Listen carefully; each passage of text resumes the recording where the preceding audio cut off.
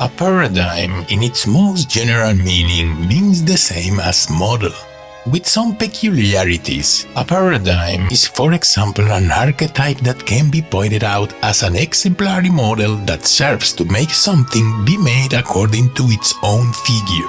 An object, a society, a ceremony.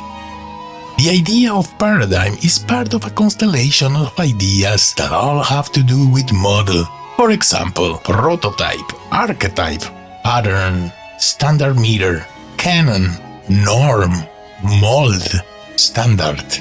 The terms are often interchanged, although more or less subtle differences remain between them, hence the convenience of constructing a classification of the modulations or meanings of the term that we consider to be endowed with the greatest generality and indeterminacy, namely model. Because a model in general only means configuration or form that can be reproduced in different situations, the model is therefore a form, which must be considered already assigned to some matter unless it is postulated as a pure form that can be reproduced in other matters that are different from each other. Matters that, as they are formed, can also be called material models of the formal model.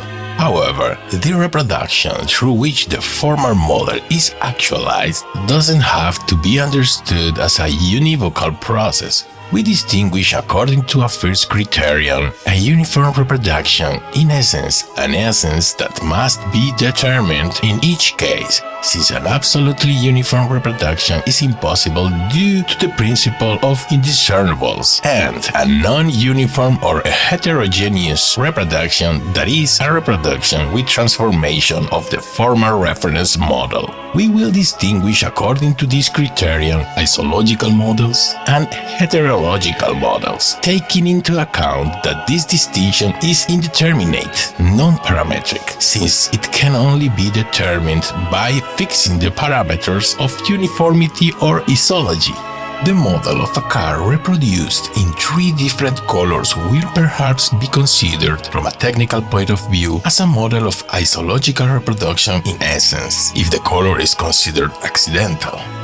The same can be said of a model of a suit with respect to its realization in material models of different sizes.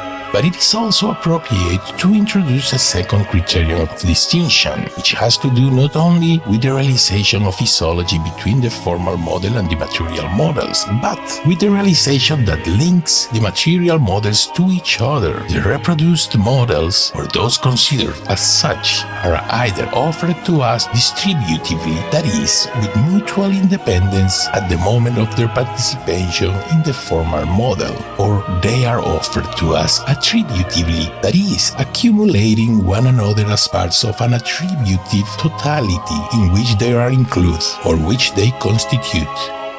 The thousands of eggs laid by a fish or a bird reproduce the model of the species in a distributive way, without prejudice to other relations of neighborhood. The thousands of cells resulting from the differentiation processes of a zygote reproduce the ontogenetic model in an attributive way in an organism.